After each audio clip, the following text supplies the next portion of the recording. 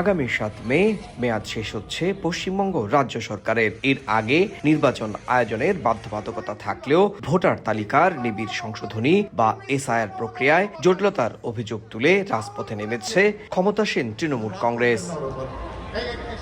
রাজ্যের 7,66,00,000 ভোটারের মধ্যে এবার বিবেচনাধীন হিসেবে যুক্ত হয়েছে 62 লাখ নাম, বাদ পড়েছে 58 লাখ। তৃণমূল কংগ্রেসের অভিযোগ, নির্বাচনে হেরে যাওয়ার ভয়ে বিপুল সংখ্যক নাম বাদ দিয়েছে বিজেপি। আর তৃণমূলের বিরুদ্ধে বিজেপি সহ বিরোধীদের অভিযোগ, রাজ্যে 58 লাখ মৃত ও স্থানান্তরিত ভোটার রেখে জালিয়াতির মাধ্যমে ভোটে জিতে আসছিল মমতা বন্দ্যোপাধ্যায়ের দল।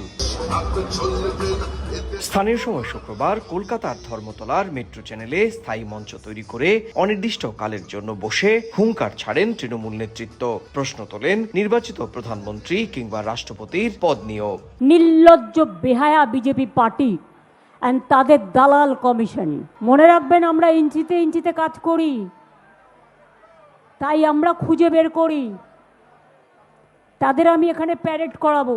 এই 60 লক্ষ মানুষ পরোক্ষভাবে দেশের রাষ্ট্রপতি কে হবে, উপরাষ্ট্রপতি কে হবে ঠিক করেছে। যাদের নির্বাচিত করেছে সেই সাংসদরা ভোট দিয়েছে। তাহলে এই 60 লক্ষ মানুষ যদি আন্ডার অ্যাডজুডিকেশন থাকে, তাহলে দেশের প্রধানমন্ত্রী কেন আন্ডার অ্যাডজুডিকেশন থাকবে না? তবে জনপ্রিয়তা তলানিতে যাওয়ায় এবার হেরে যাওয়ার আতঙ্কে মমতা বন্দ্যোপাধ্যায় পথে নেমেছেন বলে কটাক্ষ করেন বিজেপি ও কংগ্রেস নেতৃত্ব।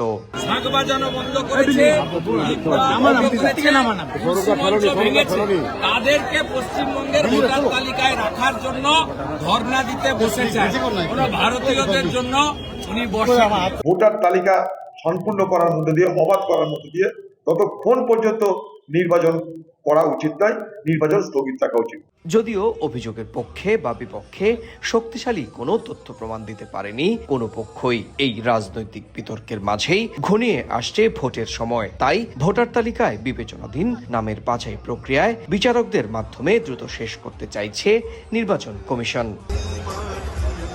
2025 সালে বিহারে প্রথম ভোটার তালিকার নিবিড় সংশোধনীতে প্রায় 53 লাখ ভোটারের নাম বাদ যাওয়ায় তীব্র সমালোচনার মুখে পড়ে নির্বাচন কমিশন। সেই বিধানসভা নির্বাচনে বিজেপি বিপুল সংখ্যক আসনে জয় পেয়ে ক্ষমতায় বসে। এরপরই পশ্চিমবঙ্গ সহ 12টি রাজ্যে এসআইআর এর প্রক্রিয়া শুরু করে কমিশন। তবে সবচেয়ে বেশি নাম বাদ পড়েছে পশ্চিমবঙ্গেই। সুব্রত আচার্য, সময় সংবাদ, ভারত।